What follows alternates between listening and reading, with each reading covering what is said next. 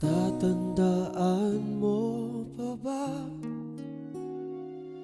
nung tayong dalawa ay unang makita? Panahon ng kamusmusan sa piling ng mga bulaklak at halaman. Doon tayong nagsimulang mangarap at tumulong.